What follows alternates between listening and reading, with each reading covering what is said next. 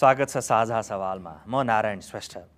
जातीय भेदभाव र छुवाछुत ऐन आएको 2.5 वर्षपछि नेपाली समाजमा जातीय भेदभाव र छुवाछुत सम्बन्धी अवस्था कस्तो छ त? आज हामी साझा सवालमा छुवाछुत र भेदभावका बारेमा कुराकानी गर्दैछौँ। छलफलका लागि हामीसँग हुनुहुन्छ नेपाली काङ्ग्रेसका तर्फबाट संविधान सभाका सभासद मीन विश्वकर्मा। छोटोमा म तपाईँबाट लिउँ न, दलित भएकै कारण तपाईँले भोग्नु परेको तपाईँको त्यस्तो कुनै भोगाई अनुभव छ, हामीलाई बाँड्न सक्नुहुन्छ? प्रत्यक्ष रूपमा जातीय विभेदै भएको कारणले असह्य हुने गरेको स्थिति त मैले भोगेन, तर अनुभूति चाहिँ हुन्छ।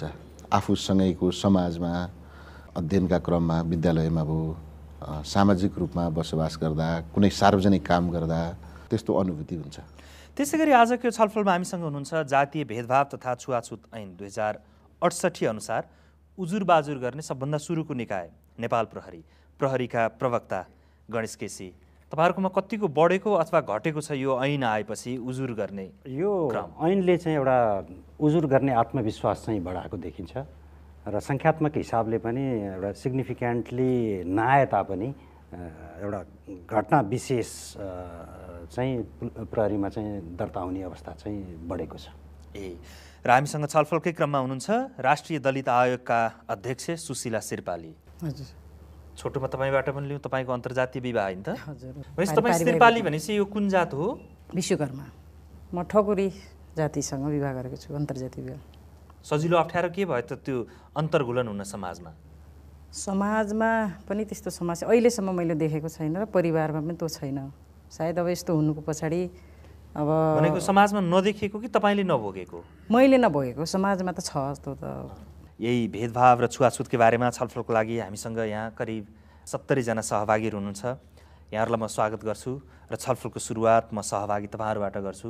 तपाईँहरू सहभागीहरू कसैले भेदभाव छुवाछुत त्यस्तो देख्नुभयो वा भोग्नु परेको छ भने कसैले यसो आफ्नो अनुभव राखिदिनुहोस् न।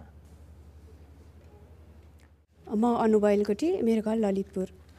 मेरो छिमेकमा चाहिँ अन्तर्जातीय बिहे भएको एकजना बहिनी छ जुन त्यो परियार समुदायको हो र त्यो चाहिँ छेत्री समुदायको। अहिले 2वटा बच्चा छ। दलित भएर बिहा गरेपछि चाहिँ घरमा भित्राएको छैन र अहिले उहाँको श्रीमानको चाहिँ एक्सिडेन्ट भएर मृत्यु भयो। त्यो अवस्थामा पनि उसलाई घरभित्र आएको छैन। त्यसपछि चाहिँ हामी 1-2 जना मिलेर प्रहरीमा जाँदाखेरि चाहिँ केस दर्ता गर्न मानेन। किन नमानेको? घराइसी हो, यसले मिलाउन सकिन्छ भन्नुभयो। त्यसपछि त्यो बहिनीले पनि पहल गरेन, अब यस्तै भयो भन्यो। त्यसपछि चाहिँ सो बहिनीकै आमालाई चाहिँ बलात्कार भयो र उहाँलाई पनि कुनै न्याय पाएन। मेरो प्रश्न चाहिँ नेपाल प्रहरी उहाँलाई छ, अब त्यो समस्याको समाधान चाहिँ कसरी हुन्छ? जवाफ पनि गणेश केसी तपाईँबाट लिउँ। यो जातीय भेदभाव तथा छुवाछुत ऐन 2068 अनुसार यो सुरुमा उजुरी गर्ने निकाय नजिकको प्रहरी कार्यालयमा तोकिए बमोजिम उजुरी गर्न सकिनेछ भनेको छ। तर उजुरी गर्न जाँदा किन दर्ता नहुने? प्रहरी कार्यालयमा उजुरी लिएर गएको कुरा चाहिँ के कुन सन्दर्भको उजुरी लिएर जानुभयो? खाना लाउन नदिएकोमा कि सम्पत्ति नदिएकोमा कि घरमा प्रवेश गर्न नदिएकोमा कि अथवा नस्वीकारेको विषयमा? घरबाटै नस्वीकारे श्रीमानको मृत्यु भएपछि सायद अंशबन्डा अरू पनि केही मुद्दाहरू होला। नस्वीकार्यो भन्ने सवालै आउन सक्दैन, किनभने विवाह भएको छ, जायज बच्चाहरू भइसकेको छ भनेपछि अनुजीबाटै लिउँ है त। उहाँको त्यो केटीको घर र केटाको घर चाहिँ नजिकै हो क्या, यस्तो ओल्ला घर पल्ला घर भन्छ नि। अब दमिनी बिहा गरेको भएर चाहिँ बहिष्कारै भयो। अहिलेसम्म हामीले केस लिएर जाँदाखेरि चाहिँ उसलाई चाहिँ घर भित्राउन पर्यो होइन। अब बुहारी भइसकेपछि चाहिँ उसले पाउने अधिकार पनि दिनु पर्यो भनेर हामीले केस लिएर जाँदाखेरि चाहिँ यो घराइसी कुरा हो भनेर भन्नुभयो। त्यसपछि हामीले दोस्रो पटक पहल गरेनौँ। प्रहरीले किन घराइसी भनेर छोड्छ यस्तो केस? प्रष्ट कानुनी प्रावधान छ। पक्कै पनि यो जातीय भेदभाव विरुद्धको उजुरी लिएर आएको अवस्थामा प्रहरीले यसलाई इन्कार गर्न सक्ने अवस्था छैन। रह्यो कुरा अब खाना लाउन दिएन भन्ने सवाल चाहिँ पुलिसको चाहिँ एउटा छलफलको विषय हुनसक्छ, समझदारी गराउने विषय हुनसक्छ, तर अंशबन्डा गराइदिने सवालमा चाहिँ यसको कानुनी प्रक्रियाले अर्को कोर्स लिनुपर्ने हुन्छ। तर जातीय विभेद गरेको कारणले गर्दा चाहिँ उसले चाहिँ आफ्नो अधिकार पाएन भनेर चाहिँ यदि प्रहरीकोमा आउँछ भने त्यो प्रहरीको चाहिँ क्षेत्राधिकारभित्रको हो, त्यसमा चाहिँ प्रहरीले इन्कार गर्न सक्ने अवस्था हुँदैन। इन्कार गरेकै देखियो त। यदि त्यस्तो भएको छ भने त्यो प्रहरी चाहिँ कारबाहीको चाहिँ दायरामा आउँछ। म यति कुरा हस्, धन्यवाद अनुजी, धन्यवाद। अघि यता छेउमा हात उठाउनु भएको थियो है? म सुमन लकान्द्री, काठमाडौँ जिल्ला धापासी वार्ड नम्बर 9मा बस्छु र मेरो प्रश्न चाहिँ प्रहरी प्रवक्ता गणेश केसीज्यूलाई छ र अन्तर्जातीय विवाहमा हतपति पीडित पक्षका उजुरीहरू चाहिँ लिइदिँदैन प्रहरीले र भर्खर हालसालकै एउटा ज्वलन्त उदाहरण चाहिँ यो काठमाडौँ जिल्लाकै साँखु गाविस वार्ड नम्बर 8मा चाहिँ श्रेष्ठ र परिवारबीच चाहिँ विवाह भएको थियो र दलित भएकै कारणले गर्दाखेरि केटा पक्षले उनीहरूलाई छुटाए। बौद्ध प्रहरीमा जाहेरी दिँदाखेरि प्रहरीले उजुरी दर्ता गर्न पनि मानेन र अलिकति दबाब दिइसके पछाडि चाहिँ ल ठिकै छ हामी यो केसलाई हेर्छौँ भन्ने कुरा भयो र त्यस पछाडि केटा पक्षलाई हामी भेला गर्छौँ भनेर चाहिँ प्रहरीले जवाब दिएको थियो तर पनि अहिलेसम्म वास्ता गरिएको छैन जस कारणले गर्दाखेरि अहिले पीडित व्यक्ति चाहिँ एकदम असहाय भएर बसिरहेको अवस्था छ। दलित भएकै कारणले गर्दाखेरि न्याय नपाउने हो कि? सुमनजी म यस्तै खालको अर्को एउटा पनि प्रश्न लिन्छु त्यसपछि म गणेश केसीजी तपाईँको जवाफ लिउँला है। नमस्कार, म महावीर विश्वकर्मा जागरण मिडिया सेन्टरको दलित सम्बन्धी रेडियो कार्यक्रम तयार गर्छु। मैले अघिल्लो वर्षको फागुन 3 गते चितवनको जुटपानी गाविसमा दलित समुदायकी केटी र नेवार समुदायको केटाले उनीहरूले प्रेम विवाह गरे। त्यसको 3 दिनपछि उनीहरूलाई केटाको परिवारले चाहिँ स्वीकार्छौँ भनेर घर बोलाएर छुट्याइयो र यो घटनाको उजुरी प्रहरीमा गयो, इलाका प्रहरी कार्यालयमा त्यति बेला। त्यसपछि यो घटनाको उजुरी दलित आयोगमा पनि उजुरी गएको छ र सम्पूर्ण राजनीतिक दलका भातृ सङ्गठनहरूलाई म आफैले पनि मिनिस्टरलाई पनि फोन गरेर यसको जानकारी गराएको छु। तर केटा पक्षले छुटाएर केटालाई लुकाइसकेपछि प्रहरीले लिएर आउनु भनेर जुन समय दियो केटाको बुवाले म 5 दिनमा लिएर आउँछु, 1 हप्तामा लिएर आउँछु भन्दै 1 महिनाभन्दा बढी झुलाइदिनु भयो र त्यो घटना प्रहरीले त्यहाँ लिएर आउन सकेन। अनि दलित आयोगले यो घटनामा आवश्यक पहल गर्नै सकेन दलित आयोगले। र अर्को कुरा, नेपाल दलित सङ्घ जो नेपाली काङ्ग्रेसको भातृ सङ्गठन हो त्यहाँको जिल्ला सभापतिले यो घटनामा केटी पक्ष पनि काङ्ग्रेस निकट केटीको बुवा पनि भएको कारणले उहाँ बढी सक्रिय हुनुहुन्थ्यो र पछि यो घटना आर्थिक रूपमा चाहिँ केही रकम दिएर मिलाइयो, अहिले छुट्याइएको छ। यो एउटा प्रतिनिधिमूलक घटना हो जसमा तपाईँहरूको संलग्नता रहन्छ, त्यसैले तपाईँहरूको दायित्व किन यहाँनिर चुक्छ भन्ने म तपाईँहरू तीनैजनालाई प्रश्न गर्न चाहन्छु। धन्यवाद। हस्, धन्यवाद। तपाईँको प्रश्न लाग्यो। जवाफ म गणेश केसीजी तपाईँबाट लिउँ। यो जातीय भेदभाव तथा छुवाछुत सम्बन्धी ऐन 2068 यसले के भन्छ भने कसैले प्रचलित कानुन बमोजिम उमेर पुगेका वरवधुबाट मन्जुर भएको अन्तर्जातीय विवाहलाई चाहिँ यो चाहिँ तोडमोड गराइदिनु पाउँदैन, विच्छेद गराउन पाउँदैन भन्ने कुरा चाहिँ कानुनको व्यवस्था हो। तपाईँले भनेको कुरामा त्यहाँ चाहिँ उहाँहरूको बिचमा चाहिँ अन्तर्जातीय विवाह इस्टाब्लिस भएको थियो थिएन भन्ने कुरा चाहिँ ले चाहिँ महत्त्व राख्छ। यदि त्यो भएको थिएन भने त उहाँहरूले केही रकम दिएर घटना मिलाइयो भनेपछि के हो त? त्यो पार्ट चाहिँ क्षतिपूर्तिको कुरामा आयो, एउटा सामाजिक हिसाबले छलफलबाट आएको कुरा हो। यदि उहाँहरूको बिचमा चाहिँ विवाह भएको कुरा कानुनले चाहिँ स्वीकार गर्नुपर्ने अवस्था छ भने त्यस्तो अवस्थामा त्यस्तो विवाहलाई चाहिँ कसैले चाहिँ विच्छेद गराउने प्रयास गर्छ भने त्यो चाहिँ कानुनको दायरामा ल्याउन सकिन्छ। त्यसमा अदालतमा गएर विवाह दर्ता गर्यो भने मात्रै प्रहरीले यो चाहिँ विवाह भएको भनेर मान्ने? एउटा हाम्रो विवाहबारीको महलले चाहिँ कुन अवस्थामा चाहिँ विवाहबारी भएको मानिन्छ भन्ने कुरा चाहिँ कानुनले स्पष्ट व्यवस्था गरेको अवस्था छ। त्यो कुरा चाहिँ हामीले स्थापित गर्न सक्छौँ भने त्यस्तो विवाहलाई चाहिँ कसैले पनि छुटाउन पाउँदैन। सुमन लकान्द्रेजीले जुन साँखुको घटनाको कुरा सुनाउनु भयो, दबाब नदिकन केसै दर्ता भएन प्रहरीमा भनेर। प्रेम विवाह भयो भन्नुभएको छ, प्रेम भयो तर विवाह भएन कि भन्ने मलाई चाहिँ आशंका भएको छ। यदि त्यहाँ विवाह भएको कुरा स्थापित हुन्छ भने पुलिसले आनाकानी गर्नुपर्ने अवस्था छैन। प्रेम गर्नु विवाह होइन, कानुनले चाहिँ प्रेमलाई चाहिँ विवाहको रूपमा लिँदैन। भनेपछि सामान्य हाम्रो सामाजिक बोलीचाली र बुझाइ व्यवहारमा दुईजना जुनसुकै जातको होस् प्रेममा थिए, उनीहरू भागेर कहीँ गए, सँगै बसे, त्यसपछि जाय जन्म भयो भने त्यो विवाह हुन्न हो? होइन, जाय जन्म भइसकेको अवस्थामालाई त तपाईँको चाहिँ हाम्रो सामाजिक जाय जन्म नभएको छ भने चाहिँ विवाह हुन्न हो? प्रेम गर्नु चाहिँ विवाह होइन, यो कुरा चाहिँ म कानुनको भाषा बोलिरहेको छु। सुशीला त्रिपाली, तपाईँको यो दलित आयोगको प्रतिवेदन 68-69मा चितवनको घटना उल्लेख छैन के अरे? तपाईँहरूले जम्मा 14वटा घटना मात्रै उल्लेख गर्नुभएको छ यहाँ, तपाईँहरूले गरेको काम होला यो, होइन? त्यस्ता घटनाहरू तपाईँहरूले गर्न नसकेर, कामै केही गर्न नसकेर उल्लेख नगर्ने हो कि गर्न चाहँदै पनि नसक्ने हो कि खासै अब आयोग छ के अरे, अब जागिर चलेकै छ किन गर्नु पर्यो भनेर काम गर्न मन नलाग्ने हो?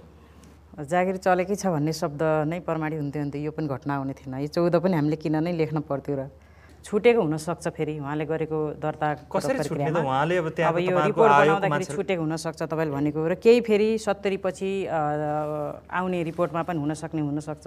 र जहाँसम्म पहलको कुरो गर्नुभएको छ उहाँले मलाई पनि भन्नुभएको थियो र मैले पनि सम्बन्धित निकायमा कानुन शाखामा जानकारी गराइसकेपछि तपाईँले यो मुद्दा अलि कानुन प्रक्रियामा भएको हुनाले कानुन प्रक्रियाबाटै यसलाई चाहिँ हल गरिदिनुहोस् र आयोगबाट भूमिका के हुनसक्छ। आयोगको भूमिका के हो त? कानुनी प्रक्रिया होइन, उहाँले केही लाख करिब मैले थाहा पाएसम्म 2.5 लाख रकममा त्यो घटना मिलेको छ। त्यो अगाडि बढाइदिनुहोस् भनेर हामीले चाहिँ पहल गरेका हौँ।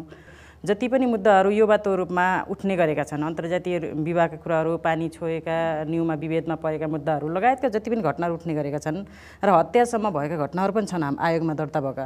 आयोगले गर्ने जुन भूमिका छ यो भूमिका र निर्देशन जुन छ यो आफैमा स्थानीय निकायसम्म जाँदाखेरि त्यति प्रभावकारी देखिएको छैन। त्यसमा त्यति प्रभावकारी पनि नहुने आयोग, अब आयोगमा रहने तपाईँ अध्यक्ष, तपाईँलाई खासै त्यो भेदभावको छुवाछुतको अनुभव पनि त्यति गर्नु पर्या रहन्छ र दलित आयोगको 68-69 को प्रतिवेदनमा नेपालभरि जम्मा 14वटा मात्रै त्यस्ता घटनाहरू रहेछ भनेपछि त्यति धेरै घटना पनि हुने रहेछ। त्यसमा यो आयोगको उपादेयता छैन क्या? होइन, यो घटना आयोगमा 14वटा दर्ता भएको कारणले देशभरि घटना घटेको छैन भन्न मिल्दैन, किनभने हाम्रो ऐन आइसकेपछि, खास गरेर 68 छुवाछुत कसुर आइसकेपछि स्थानीय निकायमै पीडितले उजुरी दिन पाउने भन्ने जुन प्रावधान बनेको छ त्यसले गर्दाखेरि धेरै कुराहरू राष्ट्रिय दलित आयोगमा आउँदैन। तर राष्ट्रिय दलित आयोगले अहिलेसम्म यसले संवैधानिक हैसियत पनि प्रदान गरेको छैन, यो कानुनी हैसियतमा पनि छैन। त्यसले गर्दाखेरि यसको आफ्नो चाहिँ निर्देशन प्रभावकारी हुने कुरा यसले चाहिँ निर्धारण गरेको छ यति बेला। त्यसो भने मीन विश्वकर्माजी, तपाईँहरूको महाधिवेशनबाट त यो छुवाछुत भेदभाव जातीय रूपमा त्यस्तो गर्यो भने त्यस्तो कार्यकर्तालाई पार्टीबाट निष्कासन गर्नुपर्छ भनेर कुरो भएको थियो। तर गाउँमा कार्यकर्ता चाहिँ मिलाउन, दुईटा पक्षलाई मिलाउनलाई पो हिँड्दो रहेछ त। यहाँलाई नेपाली कङ्ग्रेस पार्टीको स्थापना कालमै भगत सर्वजित विश्वकर्मा 1997 बागलुङ जिल्लामा उहाँले जातीय विभेद र छुवाछुत विरुद्ध अभियान छेड्दाखेरि उहाँलाई अप्ठ्यारो परेर उहाँले सशस्त्र क्रान्ति गर्छु भन्ने प्रण गर्नुभयो र लखनऊमा हतियार किन्न जानुभयो। सुवर्ण शमशेरसँग त्यहीँ भेटेपछि सुवर्ण शमशेरले भन्नुभयो कि यो 2-4 जना बाहुनका विरुद्ध हतियार उठाएर केही पनि हुन्न, राणा हटाएपछि जातपात हट्छ, त्यसैले आउनुहोस् एकता गरौँ भनेर चाहिँ विश्व सर्वजन सङ्घ र नेपाल प्रजातन्त्र काङ्ग्रेस एक ठाउँ मिलेर 6 सालमा सशस्त्र क्रान्ति गरे। र त्यो बेलाको नारा के थियो भने जातपात मान्दैनौँ, सँगै बसौँ सँगै खाउँ, भात भत्ताको खुसी भनेर 7 सालको क्रान्तिको नारा त्यही थियो। र 12औं महाधिवेशनसम्म आइपुग्दाखेरि कुनै पनि नेपाली नागरिकले वा काङ्ग्रेसमा आबद्ध भएको सदस्यले जातीय विभेद र छुवाछुत जस्ता घटनामा संलग्न हुन्छ भने साधारण सदस्य पनि नरहने भन्ने छ। एक वैवाहिक सम्बन्धका बारेमा अघि यहाँ खुलेन, म आफै पनि अन्तर्जातीय विवाह गरेको व्यक्ति हो होइन। वैवाहिक सम्बन्धका बारेमा के हुन्छ भने विवाहलाई सफल विवाहमा परिणत गराउँ भन्नका लागि काउन्सिलिङको पक्ष एउटा पहिलो पक्ष हो। पहिले कानुनी दण्ड सजाय गरिहालौँ अनि पछि सम्झाउँला भन्न सम्भव हुँदैन। त्यसैले पहिले सम्झाउँ, मिलाउँ, के कुरा दुईजनाका बिचमा मिलेको छैन, घर परिवारलाई सम्झाउँ, अनि यो सम्झाएर उनीहरूलाई चित्त बुझाएर विवाह बन्धनमा बाँधिन सके राम्रो हुन्थ्यो भनेर काउन्सिलिङ गर्दै जाँदाखेरि यदि उहाँहरूका बिचमा चाहिँ विवाह गर्ने अवस्था रहेनछ भने छुट्टै बस्नुपर्ने नै हुनसक्छ। विवाह नै मुख्य लक्ष्य होइन। तर यदि विवाह गर्ने इच्छा हुँदाहुँदै पनि प्रहरीले मुद्दा दर्ता गर्दैन, उजुरी दर्ता गर्दैन, त्यस्तो बेलामा अप्ठ्यारो पर्यो भने के गर्ने भनेपछि हामीले 2058 सालमा आयोग बनायौँ। आयोग के बन्दै गयो त भन्दा तत्कालीन बेलामा बन्दै गएको आयोग संसारभरि विकसित हुँदै गएको छ। उहाँहरू अब जुन हामी पछिको आउँदै गएको आयोग चाहिँ सदस्य सङ्ख्या बढ्दै जाने, क्षमता घट्दै जाने भयो। पहिलो आयोग 10 जनाको थियो, पछि गएर 22 जनासम्मको बन्यो, अनि आयोग भएन, यो भर्ती केन्द्र बन्यो, कार्यकर्ता भर्ने ठाउँ बन्यो। अनि त्यो बेलामा हामीले तत्कालीन स्थानीय विकास मन्त्री र गृहमन्त्रीलाई आयोगमा बोलाएर बयान लिएका थियौँ। मै त कानुनी शाखा हेर्ने, त्यो बेलामा कानुनी शाखा मै हेर्थेँ र मैले त्यो बेलाका बद्रीप्रसाद मण्डल मन्त्रीलाई बोलाएर उहाँले विभेदको घटनामा उहाँले टेलिफोन गरेर मान्छे छुटाएकोमा चाहिँ आयोगमा बोलाएर बयान लिने म नै हो। म यहाँ तपाईँहरूको सामुन्ने छु। त्यो बेला 2058 सालको आयोग। तर अहिलेको आयोग के छ त भन्दा स्थानीय विकास मन्त्रालयको उपसचिवले चिठी दिनुहुन्छ। अब तपाईँ सभासद हुनुहुन्छ, अब चाहिँ के बनाउनुपर्छ ताकि नेपाली समाजबाट यो कथित उपल्लो जात र तल्लो जात भन्ने कलङ्क हटोस्? मेरो फरक दृष्टिकोण चाहिँ के हो भने यो समाज भनेको मिलेर जानुपर्छ। संलग्नतामा सँगसँगै जाँदाखेरि त्यसको लागि चाहिँ काउन्सिलिङ नै सबैभन्दा ठुलो कुरा हो र त्यसको लागि सामाजिक जनचेतना घुलमिलीकरण गर्नु पर्यो। हाम्रो आन्दोलन के हुनु पर्यो भने समाजमा जातीय विभेदले कसलाई फाइदा गर्यो? फाइदा कसैलाई पनि गर्दैन, मुलुकलाई नै नोक्सान पुगिराखेको छ। त जातीय भेदभाव हटायो भने फाइदा कसलाई हुन्छ? दुवै पक्षलाई हुन्छ र मुलुकलाई पनि हुन्छ, देशलाई पनि हुन्छ। उत्पादन बढ्छ, सामाजिक सहिष्णुता बढ्छ। तर हामीले के गर्नुपर्छ भने दुईटा, एउटा चाहिँ सामाजिक रूपमा भइराखेको विभेदलाई अमानवीय व्यवहारबाट त्यहाँबाट निषेध गर्नु पर्यो त्यस्तो विभेदलाई, र कानुनी रूपले त्यसलाई अपराधको रूपमा ठहराएर दण्ड सजाय गर्नु पर्यो। हामीसँग अहिले दुईटै छ तर प्रभावकारी भएन।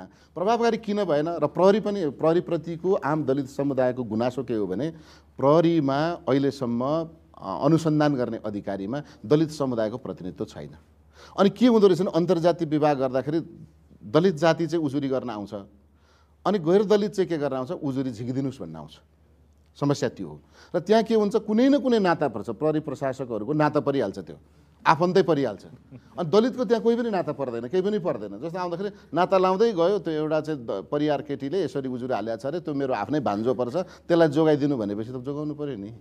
अनि जोगाउनको लागि के गर्ने त भन्दाखेरि मैले यसलाई सभासदज्यूको कुरालाई खण्डमै पनि मैले भन्दिनँ र उहाँको कुरालाई मैले सपोर्ट पनि गर्ने अवस्था चाहिँ छैन। विवाह भनेको एउटा इमोसनल रिलेसन होइन, यो चाहिँ एउटा कम्प्लिट अन्डरस्ट्यान्डिङ भएपछि मात्रै विवाहको चरणमा प्रवेश गर्नुपर्छ। विवाह भनेको सुझबुझमा गर्नु पर्यो। जसले दलितसँग अन्तर्जातीय विवाह गरेको छ त्यो चाहिँ भावना बगेर मात्रै भएको छ भन्न खोजेको? त्यसरी मैले भनिरहेको छैन नारायण चाहिँ, त्यसरी भनिरहेको छैन। विवाहको अवस्थामा यदि कम्प्लिट अन्डरस्ट्यान्डिङमा छ भने केटा र केटी चाहिँ हामी छुट्टिन चाहँदैनौँ भनेर चाहिँ प्रहरी कार्यालयमा पुग्छ भने त्यो अवस्थामा कसैले पनि त्यो विवाहलाई चाहिँ विच्छेद गराउन सक्दैन। एकैछिन म सहभागी लिन्छु। सहभागीहरूको केही त्यस्तो अनुभव हुनसक्छ जो तपाईँले भनेको भन्दा फरक हुनसक्छ। म लिउँ है त। मेरो नाम सीताराम विश्वकर्मा हो र म नुवाकोट बस्छु। र मेरो प्रश्न यो छ कि आजभन्दा 4 वर्ष अगाडि मैले अन्तर्जातीय विवाह गरेको थिएँ र अन्तर्जातीय विवाह गरेको कारणले गर्दाखेरि केही समयसम्म चाहिँ मैले डर र त्रासमा बस्नु पर्यो र पछि आएर चाहिँ ससुराली खलकबाट हामीलाई चाहिँ ल ठिक छ तिमीहरूको सम्बन्धलाई हामी स्वीकार्छौँ भनेर चाहिँ भित्राउन खोज्दाखेरि चाहिँ ससुराली गाउँका जुन समाजमा बस्नेहरूले चाहिँ यदि उनीहरूलाई तिमीहरूले भित्रायो भने तिमीहरूलाईसम्म हामीले चाहिँ दलितको रूपमा राख्छौँ अथवा पानीसम्म छुन दिन्नौँ भन्ने एक प्रकारको धम्की दियो। यस्तो सामाजिक विभेद अन्त्य गर्नको लागि कसरी अगाडि बढ्न सकिन्छ होला भन्ने सोध्न चाहन्छु। उहाँ संरक्षित भएको मैले चाहिँ फिल गरेँ, किन उहाँले विवाह गर्नुभयो, उहाँहरूको विवाहलाई कसैले विच्छेद गर्न सकेन। हेर्नुहोस् त, परिवार चाहिँ राजी भयो, उहाँहरूको विवाह, केटा र केटी चाहिँ सँगसँगै रहिराखेको छ। अझै सोसाइटी चाहिँ के छ, परिवर्तन हुन सकेको छैन। सोसाइटी भनेको को भन्दा तपाईँ हामी नै हो नि। त्यस कारणले यसलाई परिवर्तन गर्नलाई चाहिँ इट टेक्स टाइम। त्यो समय लाग्ने कुरा गर्दाखेरि 68 सालमा यो जातीय भेदभाव र छुवाछुत सजाय तथा कसुर ऐन आयो। कानुन आउने पनि समय अलि भएको थिएन कि आइहालेको पनि समय नभएर कार्यान्वयन नभएको कि त? त्यस भएदेखि तपाईँले कसरी शङ्का गरिराख्नु भएको छ भने नेपालमा चाहिँ दलितसँगको विवाह चाहिँ सबै चाहिँ विच्छेद भएको छ भन्ने शैलीमा तपाईँ प्रस्तुत भएको जस्तो मलाई लाग्यो। प्रहरीमा उजुरी आउँदाखेरि चाहिँ कानुनसम्मत ढङ्गबाट आयो भने प्रहरीले चाहिँ त्यो उजुरीलाई चाहिँ इन्टरटेन गर्छ। कानुनसम्मत ढङ्गबाट के भएर आयो भने चाहिँ कानुन सम्मत हुन्छ त? त्यस्तो कुनै पीडितले मैले विवाह गरेको, हामी दुईजना चाहिँ सँगै बस्न चाहिरहेछौँ, मेरो ससुरालीले अथवा मेरो बाउआमाले हामीलाई चाहिँ विच्छेद गराउन खोज्यो, हाम्रो चाहिँ संरक्षण गरिदिनु पर्यो भनेर आयो भने हामी सहस्र गर्छौँ। हामीले चाहिँ भनेपछि एक्लै महिला मात्रै वा पुरुष मात्रै आयो भने प्रहरीले सक्दैन हो? त्यसो भए दुवै आउनु पर्यो नि। विवाह हामी त विवाह गरेको हो, लिगल्ली विवाह छैन तर हामी सँगै बस्न चाहन्छौँ, हाम्रो विवाहलाई चाहिँ कसैले हामीलाई चाहिँ विच्छेद गर्न पाउँदैन भनेर आयो भने एक्लै पीडामा परेको समस्यामा परेको दलित महिला वा पुरुष आयो भने तपाईँहरूले समाधान दिन सक्नुहुन्न। जस्तो महिलाले म चाहिँ विवाह भएको चाहिँ प्रमाण लिएर आउनुभयो, उहाँले चाहिँ आउनुभयो भने उहाँलाई संरक्षण गर्छ नि कानुनले, गर्न सकिन्छ, किन नसक्ने। तर कुनै एउटा चाहिँ पुरुषले मलाई चाहिँ फलानु चाहिँ महिलासँग विवाह गर्न इच्छा छ, त्योसँग विवाह गरी पाऊँ, सँगै राख्न पाऊँ भनेर आउनुभयो भने त पुलिसले अनुसन्धान गर्नु पर्यो नि, उहाँको विवाह भएको हो कि। अनुसन्धानमा चाहिँ अहिले सभासदज्यूले भन्नुभएको जस्तो जोड्दै जाँदा कतैबाट मामा काका भान्जो केही परिहाल्छ, त्यसपछि यो चाहिँ जेनरलाइज सहभागी लिन्छु है त्यहाँनिर। नमस्कार, म प्रमिला सापकोटा काठमाडौँबाट। जस्तो म प्रश्न चाहिँ गणेश सरलाई सोध्न चाहन्छु। जस्तो अब एउटा कुनै केटा र केटी बीच प्रेम भयो, उनीहरूले भागेर विवाह गरेको 1 महिना अथवा 15 दिनमा चाहिँ उनीहरूको घर परिवारबाट अब एउटा दलित थियो एउटा गैर दलित थियो छुट्याइयो। केटा चाहिँ गैर दलित थियो बाहिर अब उनलाई चाहिँ लुकाइयो बाहिर पठाइयो। अब केटीलाई चाहिँ घरमा हुलिएन।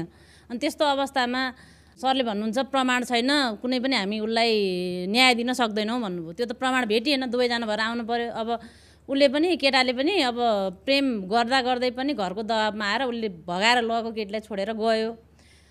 अब त्यतिखेर त उसले केटीले केही पनि न्याय पाइन। तर पछि ऊ चाहिँ यदि गर्भवती रहेछ उसबाट बच्चा जन्मियो भने पहिला तपाईँहरूले न्याय दिनु भएन केही पनि प्रमाण छैन भन्नुभयो।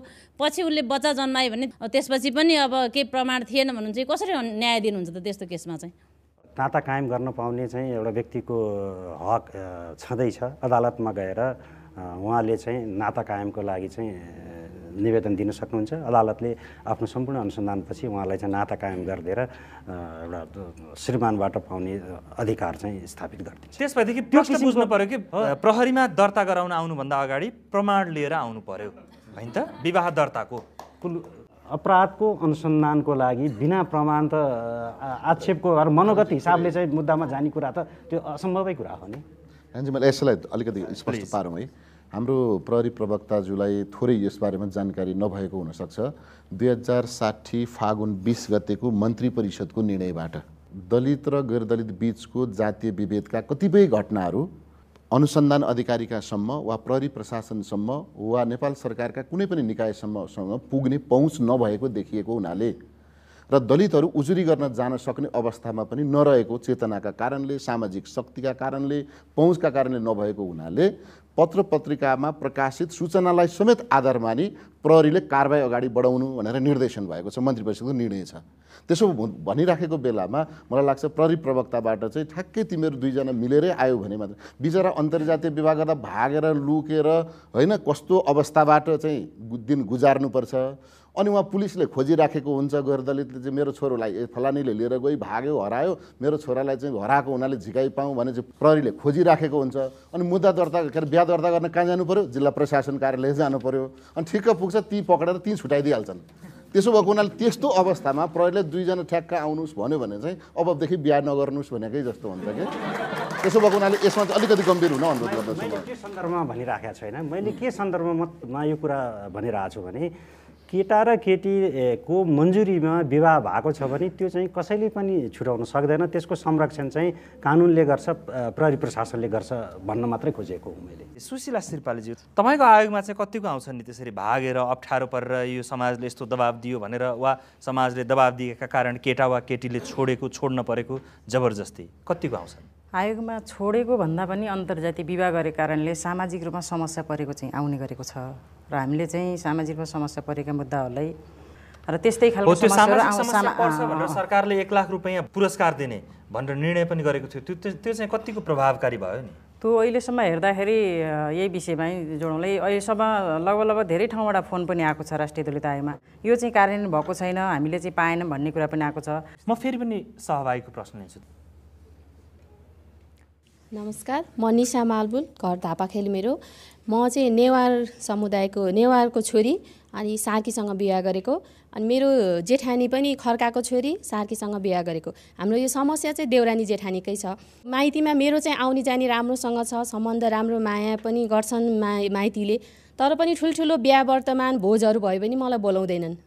मेरो जेठानीको समस्या चाहिँ उहाँलाई चाहिँ अहिलेसम्म पनि माइतीमा पनि बोलाएको छैन। अस्ति आमा एकदम सिरियसली बिरामी हुनुभयो भनेर थाहा पाउनुभयो। हस्पिटलमा भेट्न जान खोज्दाखेरि पनि हस्पिटलमा पनि कहिले बहिनीहरू भाइहरू राखिदिने, माथि तलबाटै माथि पनि जान नदिने, नआउनु भन्ने, दाजु भाउजूले पनि भेट्नै नदिने। यो एकदम समस्या भयो। यो चाहिँ हामीले कसरी यसलाई चाहिँ हामी जान सक्छौँ त?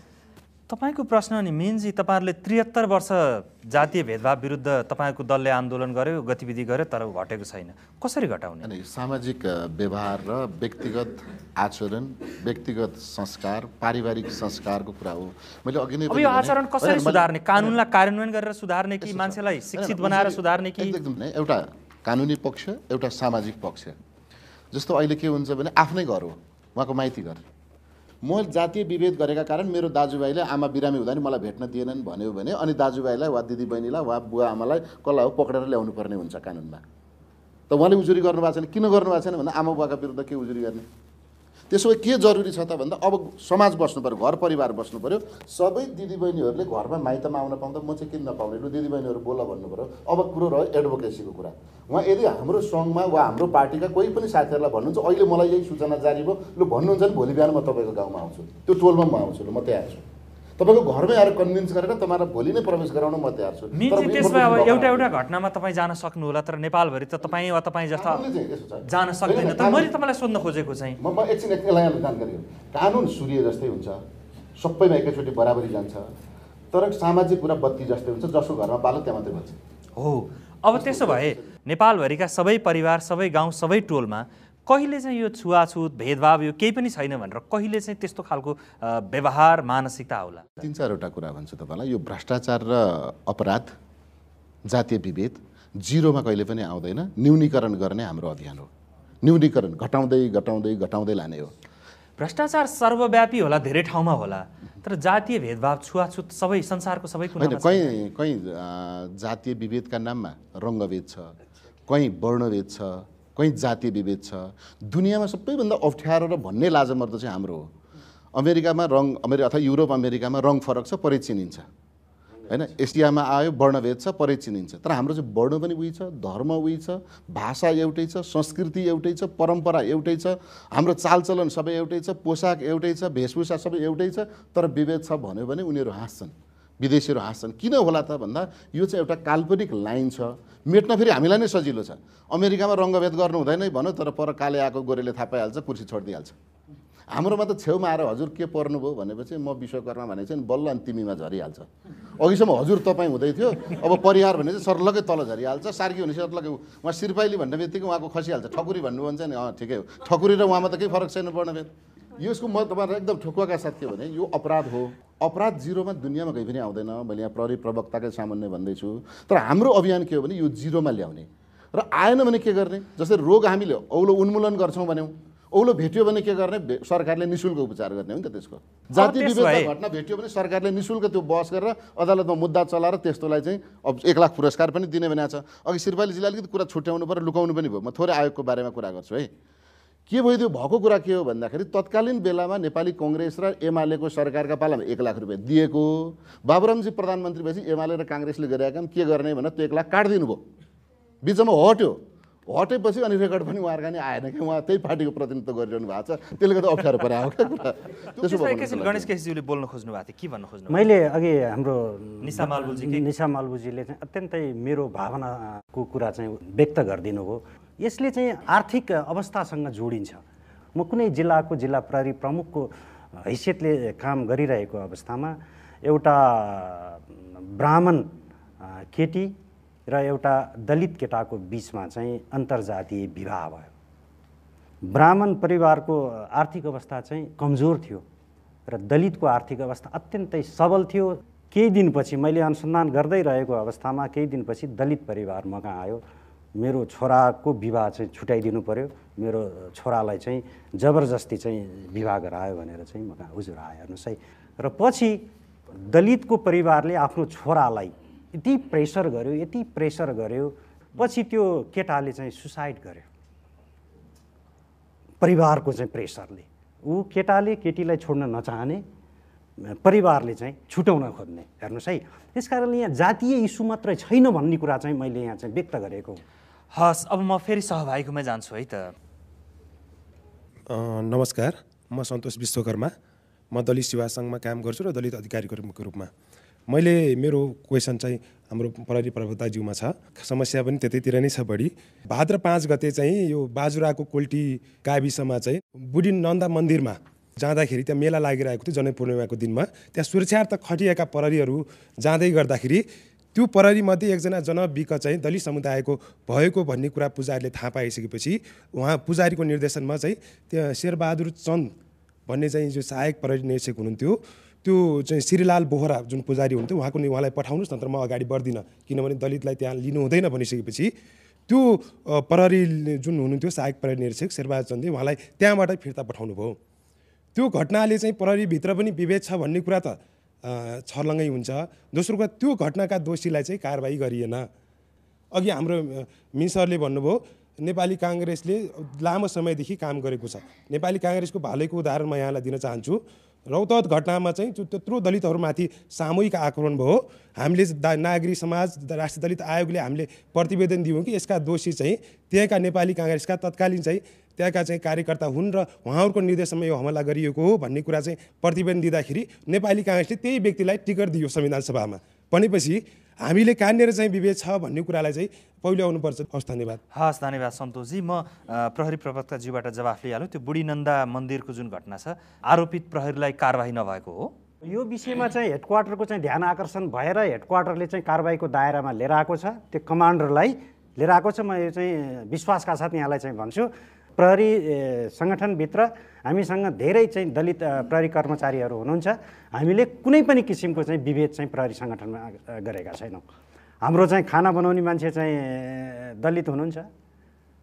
हामी एउटै टेबलमा बसेर खाना खान्छौँ। यस्तो भए त नेपाल नै बिल्कुलै होइन। यो नारायणजी, नेपाल प्रहरीको स्थापना कालदेखि नै नेपाल प्रहरी एउटा यस्तो सङ्गठन हो, त्यहाँ कुनै पनि किसिमको चाहिँ विभेद छैन।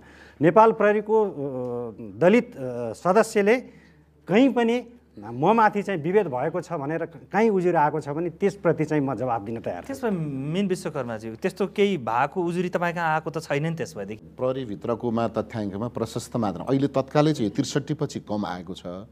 तर त्योभन्दा अगाडि चाहिँ आर्मीमा ज्यादा र नेपाल प्रहरी चाहिँ गाउँघरमा अलिक बढी बाहिर भनौँ न क्याम्पभन्दा बाहिर बढी हिँड्नुपर्ने भएको हुनाले प्रहरीमा चाहिँ स्वाभाविक उहाँले प्रवक्ताजीले भने जस्तो कम नै हो। म थोरै यही मौकामा रौतहटको घटनालाई साथीले उठाउनु भएको, काङ्ग्रेसको साइनबोर्डले छुवाछुत गर्दैन, व्यक्तिले छुवाछुत गर्छ।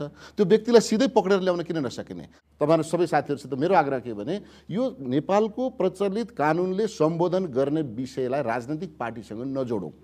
विशुद्ध व्यक्ति भनेर पक्रेर ल्याउँ न। तर हामी के गर्छौँ भने एउटा जोडी चाहिँ अन्तर्जातीय विवाह गरेर वा सिनो काण्डमा वा चाहिँ पानी पँधेरामा पीडित भइराखेको हुन्छ, अनि हामी त्यस्तो त्यो जिउँदो लासमाथि टेकेर राजनीति रमाइराखेका हुन्छौँ कि काङ्ग्रेसै बदनाम हुने भयो भनेपछि त काङ्ग्रेस त पुरै डिफेन्समा लाग्छ नि।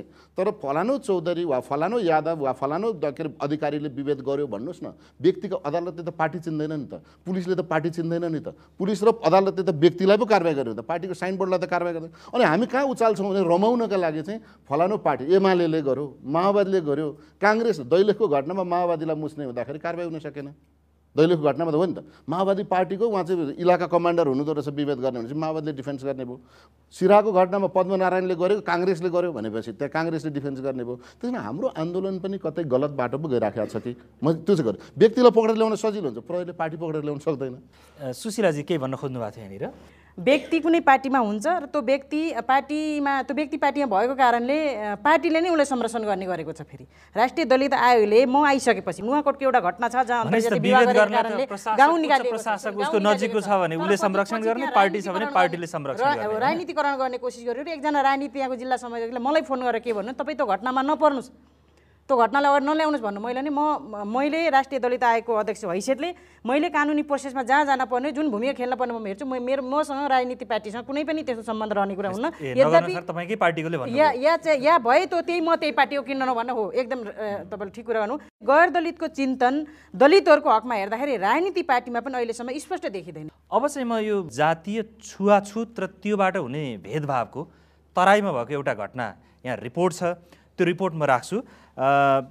यो चाहिँ तराईको डोम समुदायले भोग्न पर्ने छुवाछुतको पीडाबारे एउटा रिपोर्ट हो।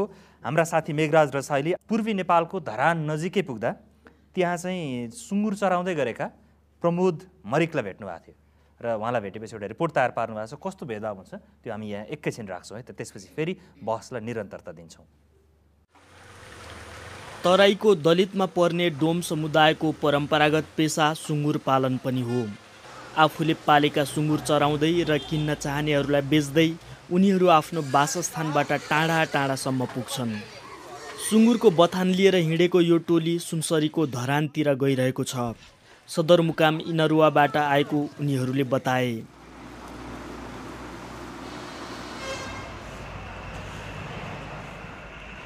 सुँगुरहरू सडकको छेउमा चर्न थालेपछि टोली प्रमुख प्रमोद मरिक स्थानीय पसलमा चिया खानतिर लाग्छन्। चिया खान उनी आफैले गिलास बोकेर ल्याएका छन्। डोम समुदायलाई पसलहरूमा छुवाछुत गरिने र भाँडाकुँडामा खानेकुरा नदिने हुनाले आफैले थालभाँडा बोकेर हिँड्नुपर्ने बाध्यता रहेको उनको गुनासो छ। तेरो छुवाने से मेरो नहानु पर्छ यस्तो कुरा भनेको छ। पसल छुबेले पसलको दाम दिनु भन्छ, नदिने त कुटाइ गर्नुपर्छ। भेदभाद मान्छ, यसले खानु दिँदैन होटलमा। चियालाई आफ्नै ग्लास ले जानुपर्छ खाने लागि।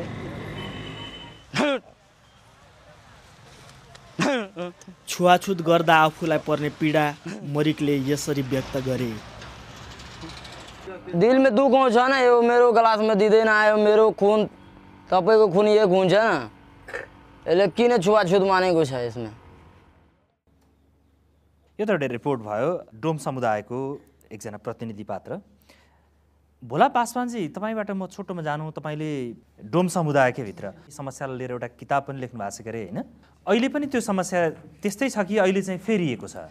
यो अहिले जुन आयो नि त्योभन्दा केही फरक छैन। अहिले पनि डोम समुदाय चिया पसलमा या नास्ता पसलमा चिया खान जाँदाखेरि उसले आफैसँग गिलास चाहिँ बोक्नुपर्ने हुन्छ। र विद्यालयमा डोम समुदायको बच्चाहरू अहिले पनि विद्यालयमा पछाडिपट्टि छुट्टै चाहिँ के भन्छ बसेर पढ्नुपर्ने बाध्यता छ भने सिराहाको इटाहडवा गाविसमा एउटा विद्यालय छ जहाँ विद्यालयमा उसलाई पानी खान दिँदैन विद्यार्थीले। डोम बच्चाहरू छ भने त्यो आफ्नो घरबाट पानी खाएर आउँछ त्यो विद्यालयमा। यो अहिलेको भर्खर रिसेन्ट अहिले भइरहेको हो। मसँग एउटा सानो अनुभव पनि छ। उहाँ अहिले प्रहरीको प्रवक्ताजी पनि हुनुहुन्छ। केही वर्ष अगाडि म नयाँ पत्रिकाको रिपोर्टर भएर काम गरिरहँदा सप्तरीमा म बजारमा थिएँ। एकजना डोम चाहिँ दुईजना आफ्नो पाहुना आएको थिए इटहरीबाट, रमेश मरिक भन्ने कञ्चनपुरको। उसले सारा कञ्चनपुर बजारभरि चिया खान लग्यो आफ्नो पाहुनालाई, कसैले चिया खान दिएन। उहाँले भन्नुभयो हेर्नु न यसरी मलाई चाहिँ विभेद गर्यो भनेर। अब म त एज एउटा पत्रकार अब म होटलमा किन खान दिस्न भन्ने मेरो थिएन, तर तपाईँ प्रहरीमा हेर्नुहोस् म समाचार लेखिदिन्छु र त्यहाँ भनी पनि दिन्छु भनेर मैले उसलाई प्रहरीकोमा बोलाएँ। अर्को दिन प्रहरीकोमा बिहान आयो भाइ, मैले समाचार लेखेँ र प्रहरीमा मैले जाँदाखेरि सुरुमा यो केस सरकारवादी हो, यसरी विभेद गरेछ भन्दाखेरि यो सरकारवादी हो भने मलाई थाहा छैन भनेर सही हिसाबले भन्नुभयो। तर पनि म आज पत्रकार भएको नाताले त्यहाँ अलि प्रेसरमा ल ठिकै छ एउटा उजुरी लेखाउनुहोस् न त, ल्याउनुहोस् न भनेर उजुरी लेखाउन जाँदाखेरि एकजना श्रेष्ठ थरको लेखक हुनुहुन्छ, त्यो थाना अगाडि बस्नुहुन्छ। उहाँले साफ झपाडेर पठाए यस्तो पनि उजुरी हुन्छ, यो त सामान्य कुरो हो, यसलाई चाहिँ के भन्छ मुद्दा बनाउने भनेर उजुरी पनि लेखेन। लास्टमा मैले इन्सपेक्टर राजेन्द्र पराजुलीजी हुनुहुन्थ्यो, उहाँसँग भेटेर होइन यो के हो तपाईँहरूको, म त यही कुरो लेख्छु। उसले उजुरी नलेख्ने, यो उजुरी नलेखे पनि तपाईँलाई मौखिक उजुरीकै आधारमा छानबिन गर्नुपर्ने, तपाईँहरूले यस्तो गर्नुहुन्छ म समाचार लेख्छु भनिसकेपछि उसले ल ठिकै छ भनेर 4 जना मान्छे समातेर ल्याए त्यो पसलवालाहरूलाई। तर अर्को दिन म राजविराजमा थिएँ, त्यो डोम भाइलाई ल्याएर एक्लै प्रहरी कार्यालयमा सबै बजारका व्यापारीहरू बसेर तँलाई यही बजारमा हामी यत्रो सहयोग गर्छ, तँ चाहिँ मुद्दा हाल्ने उ गर्ने भनेर त्यतिकै मिलापत्र गरायो क्या। त्यो प्रहरी कार्यालयमै त्यो केस मिलापत्र भयो। यो अवस्था छ। अर्को सानो एउटा केस डोमकै अध्ययन गर्ने क्रममा सिराहा जिल्लाको डोमको अध्यक्षले भोगेको थानामा विभेद। गाउँमा डोम बिचमा झगडा भएको रहेछ, इलाका प्रहरी कार्यालय लाहानमा उजुरी गर्न गएको रहेछ कि। उजुरी गर्न दिइसकेपछि निवेदन लेखाएर गइसकेपछि निवेदन तल राख भनेर तल राख्न लगाएर लिएको रहेछ कि। यो प्रहरीभित्रको यो लेटेस्ट 6-7 महिना अगाडिको घटना हो भनेपछि यो अवस्था छ डोमहरूको। हस् भोलाजी, तपाईँले देख्नु भएका कतिपय घटनाहरू सुनाइदिनु भयो। गणेश केसीज्यू, त्यसपछि कागज छुँदा पनि छोइछिटो हाल्नुपर्ने अझै पनि छ हो प्रहरीभित्र? त्यो बिल्कुल होइन। कुनै व्यक्तिले उहाँले एउटा प्रतिनिधिमूलक घटना भन्नुभयो होला, त्यसमा म खण्डन गर्न चाहन्न। त्यो भएको पनि हुनसक्छ, तर त्यो हाम्रो जानकारीमा आएको पनि त्यो एउटा हाम्रो आन्तरिक अनुसन्धानको विषय पनि हुन्थ्यो। त्यस्ता प्रहरी कर्मचारीलाई हामीले विभागीय कारबाही पनि गर्छौँ। जस्तो यो छुवाछुत घटना सरकारवादी मुद्दा हो, सरकारवादी मुद्दा प्रहरी प्रशासन आफै सक्रिय भएर जानुपर्छ भन्ने कुरा अझ प्रहरीको तल्लो संयन्त्रसम्म नपुगेको। हामीले यो अत्यन्तै सेन्सिटाइज गरिसकेका छौँ। हाम्रो तल्लो तहसम्म मुद्दा हेर्ने अधिकारीलाई, अनुसन्धानमा संलग्न हुने प्रहरी कर्मचारीलाई यो विषयमा कुनै दुविधा छैन। सबै प्रहरी कर्मचारीलाई यो विषयमा थाहा नभएको हुनसक्छ, त्यो म स्वीकार्छु। सुशीला श्रीपालीजीबाट जानु। तपाईँ आयोगमा आएको 2 वर्ष भइसक्यो। अहिले पनि चिया खान जाँदा आफ्नै चिया खाने ग्लास आफैले बोकेर जानु पर्यो, नत्र पसलमा चिया खान नपाइने। स्कुल पढ्न जाँदा दलित भएकै कारण त्यो स्कुलमा छुट्टै पछाडिको कुनै छुट्याइएको बेन्चमा बस्नुपर्ने, पानी खान नपाइने भनेपछि के गर्नुभयो त तपाईँहरूले यो सामाजिक चेतना बढाउने काममा चाहिँ? पहिलो कुरो त राष्ट्रिय दलित आयोगको आफ्नो कार्यक्षेत्र भनेको यसको अनुगमनका कुराहरू, त्यसपछि अनुगमनमा आएका देखिएका विषयहरूलाई कानुनी रूपमा लिपिबद्ध गर्ने कुराहरू अथवा कानुनी रूपमा उपचारमा जानको लागि सम्बन्धित निकायलाई चाहिँ दबाब दिने कुराहरू मात्र यसको रहेको छ। र यो अब दुर्भाग्य नै हो, हामीसँग हाम्रो नजर त्यहाँसम्म अहिलेसम्म पुगेको रहन्छ भनौँ। यसको निर्मूलको पाटा, न्यूनीकरणको पाटा भनेको प्रहरीदेखि लिएर मतलब सम्पूर्ण निकायदेखि लिएर जब यसलाई साझा मुद्दा बनाइदिनु तबसम्म मलाई के लाग्छ भने त्यति सजिलै हामीले चाहिँ न्यूनीकरण हल खोज्छौँ भने त्यति प्रमाण चाहिँ हामीले भेट्न सक्दैनौँ। अब फेरि यसलाई थोरै मलाई पालो दिनुहुन्छ, यो सरकारवादी मुद्दा हो।